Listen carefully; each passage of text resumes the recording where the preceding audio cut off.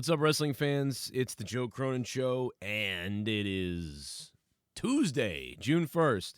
We're finally into June, which is my birthday month, which always makes me feel extra sloppy, man. So happy Pride Month, too, to all the LGBTQ community out there. I'm not including you pedo people who want to be included in that because you think you deserve to be, because they don't want you. But everybody else, happy Pride Month. It's no doubt a fun time. Rainbows are colors I like, flags I like, and I really love them. It's too bad that when I now walk around in my rainbow shirts, people think I'm either like, they're like, congratulations. And I'm like, what? What are you talking about? They're like, congratulations. So happy for you. Happy month. And I'm like, oh, I just like rainbows. And they're like, oh, what do you mean? Oh, okay. And I'm like, yeah. Fuck. Or people try to beat me up. But I just love rainbows, man. Always love rainbows. But also love everybody being able to love. As long as you're not hanging around with a choke collar and a sex toy and talking to my kids, we'll be okay. Anyway, that being said, hopefully somebody laughed at the beginning of this. But the bottom line is there's some wrestling news today.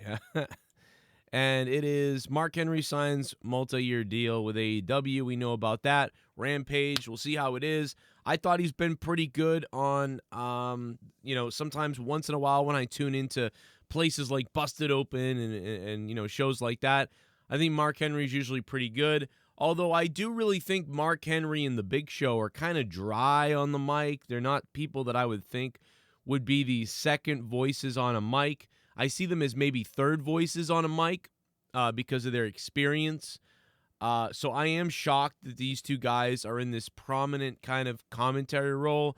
I don't think they need to be there. Obviously, they're legends. They could be anywhere and do anything, and they would add value, no doubt about it. But I just think that they'd be good third men in where they speak rarely. I don't know. That's me. Maybe there's something I don't know, though. Who knows? Without Rampage, how am I supposed to know? I could be completely wrong about that. But Mark Henry signing with AEW, I'm glad to see Mark Henry, I guess. I mean, I like Mark Henry for the most part. He's a legend. So we all know that. Joey Janela is injured for AEW. Went on Twitter and told everybody about how he's injured. Janela noted he will not be able to wrestle for the GCW this Saturday in Atlantic City, but will be doing some commentary. So looks like he's going to still show up for all the signee stuff and not miss the date, I guess, but just not wrestle. Which is okay, I guess. That's cool. He's injured. What are you going to do? Janela injured. Back down Janela. Doesn't want to get in another match. Of course. Typical Joey Janela. Still hasn't shown up here, no doubt about it. Dave Meltzer reported early numbers that indicate this year's Double or Nothing set to be AEW's second biggest pay-per-view behind this year's Revolution.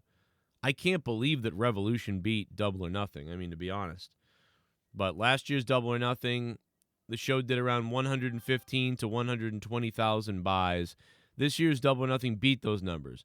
So that is good news that they beat last year's.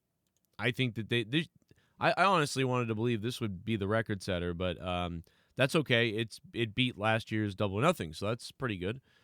Over 100,000 people pulled out their wallets and spent money on the show, which I think is great to support the company. That's about, what do we got here with the math? That's about $6 million. $6 million. I would dare to say probably, how many people you think watched it illegally? Because if 1 million people watch the show about a week, or somewhere between 800,000 to 1.1 million watch a week, how many people probably wanted to see the pay-per-view, you would think? I would think most of those people would want to see it. So, how many people watched Double or Nothing? 300,000? 500,000? What if 250,000 people had bought the event instead? That's 12 million. So they really lost a lot of money, I think, to pirated stuff and illegal streams and things like that. That's it's just always going to be a major issue for people. You assume though that people that are within their means, they buy it. I think most people who are like, I got money, or I can afford it. It's really the people that are like, man, I got to see it, but I don't have money. Those are the people that I always think it's not a bad thing that some people get to see it anyway. They find a way to see it. But it's the people that do have money that always go, I'm not paying for that. And then they watch it. It's like, well, okay, you're like a thief. That's what I have a problem with when people are like, I could pay for it, but nah, I'm not going to pay for that. I always think that there should be an option to like a standard definition online view where you could pay $10 and watch the event, but it's it's pixelated kind of, or it's whatever, maybe $15. I don't know, but I don't know how much that would change. How many of those people that would have bought the pay-per-view at the full price would then convert to the SD version versus how many people who would normally steal it or just watch it free, how many of them would convert to being like, all right, I'll throw $10 at them.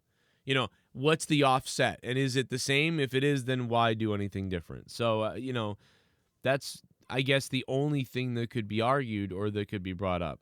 I don't know how else to combat that otherwise. I don't think you can. So, by the way, guys, check out my Patreon, patreon.com/Joe Cronin Show. The Producers Roundtable is up right now in full audio. You guys can listen to it. It's a good podcast with all the with the producers who are available to come on and do it. We will be doing more of those, and it was a fun time to hear what you guys, a couple of people had to say. Very interesting, some of the stories of people, how they discovered the show and their ideas of things and what's going on with them. So look for that on Patreon. But that being said, Tony Khan fired Willie Urbina for the Hikaru Shida incident. I didn't hear what he said. I don't understand. And you all know me. I have no filter almost myself. So I don't see the problem. Now, if he was a heel announcer, who was saying these sort of racist sort of things, I guess I sort of don't really have I wouldn't have fired him. I would have said, hey, we want you to be a heel. We want you to be a bad guy, but we don't want you to go there. We don't want you to go into racism, really. And you know what I mean? And into insulting people for that sort of thing. Okay, well, can I call people fat if they're fat? Or can I call someone ugly if they're ugly? Like, one time Jerry the King Lawler once said, Alejandro Blaze had $1 million body and a 10-cent face. Could I say that? And then if Tony Khan said, no, don't do physical insults, really, and don't do racial insults. Okay, got it, boss. Okay, I'm going to fine you. That's probably what I would have done. I would have said, okay, let's make it clear what you can and can't do as a heel announcer. Now, if Urbina is not a heel announcer and he was just supposed to be a straight play-by-play or a treat this, like wrestling commentary without that sort of thing, then I would have fired him, because I would have said, what are you doing? Like, you're supposed to just call the wrestling and have some fun, but Jesus, like making all these weird racial jokes is not what we wanted. I get that. So it really depends on what the guy's position was, and I don't have the answer to that, and I don't know. So I can't really make a good decision on whether this was right or wrong. And then there's people out there that will say, it doesn't matter. Doesn't matter if he was heel or not. It's racist. Blah! Yeah, it does matter to me. It does matter. Jokes to get heat, no matter what they are, to me, is not a problem. But somebody randomly commenting those weird sort of racial comments when they're supposed to be a more of a professional sports broadcast and not playing some kind of heel character, that's a difference to me. It matters to me. And how much did he pour it on? I don't know. I don't even know. I know that Thunder Rosa and the other people on commentary apparently were trying to steer away from it. So, that would have been a good indication that, hey, what the hell are you doing? But so I don't know. I would love to hear more about that. If I could make my own opinion up about how I feel about it. And is Nick Khan set to buy the WWE? They're setting him up quite a bit in WWE right now. WWE names 3 to the new board. President Nick Khan, Steve Koonin, and Connor Schell. But the most notable is, of course, President Nick Khan. Very, very interesting. This is crazy. So much power has been given to Nick Khan at this point now for the WWE, and WWE is sort of positioning him to where he has a lot of power coming up here. Potentially a situation where he could try to purchase. I don't know. He's going to be given the WWE. He's going to try to purchase the WWE. I don't know. I'm not sure exactly what's going on here. Or is he just the new guy who's going to run the company the way it is? Some other people are saying that he's been put in a place here to set up WWE for a sale to someone else. So his job is to position the company for sale. Part of that would explain why WWE is just so boring now, and it's also inclusive to everybody. Like, get as many diversity and stuff on the screen as we can, but who cares about really writing any stories and characters? Because maybe Vince McMahon has lost his passion and he knows he's selling the company, and they've already decided this. Maybe Stephanie is staying on as the chief brand officer or whatever she is. So maybe Stephanie's staying there in her position and Triple H is staying in his position, but they've decided that they would sell the company to somebody else. I don't know. Or maybe they're all going to retire. Early retirement. I don't know. But it feels like they've retired at this point because this company doesn't feel real anymore. The WWE doesn't feel real. It feels like, Monday Night Raw is atrocious. Monday Night Raw is a crime. Monday Night Raw is one of the worst shows on TV right now, and is certainly one of the worst wrestling shows ever put together. It is so bad. And the worst thing about it, to add insult to injury, it's 3 hours long. So not only would it be bad at 2 hours, but it's actually that much worse by here's another hour of this atrocious turd. So don't understand that whatsoever. Anyway, I got more videos coming up today, including I'm going to be talking about The Batman. It's been pushed back. There's allegedly infighting everywhere. We're going to be talking more about other movies, the state of movies. The state of movies are very similar to the state of the WWE. Movies are just so bad now. They're so terrible and atrocious that they just try to cast and virtue signal and cast a minority or someone different, like to do something different. And then the script is terrible. Like, they don't know what to do in Hollywood because they're lazy garbage. These people went to college and got a degree for being idiots. And they owe like hundreds of thousands of dollars for nothing. The college children were indoctrinated, obviously.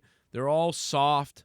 It's so terrible. It's so bad. And it continues to hurt the movies. That's why the movies from the 80s and 90s are so much better. Movies from the 50s are 1,000 times better than most of the movies that come out now. They're so bad. It's unreal how bad they are. We're going to be talking about those and so much more on my other podcasts. Make sure you guys are on my other channels like Shame on News, Corrupted Nation, and of course, patreon.com/Joe Cronin Show. Hit me up on Twitter. What did you guys think about all this? Let me know in the comments down below, and I will see you a little bit later.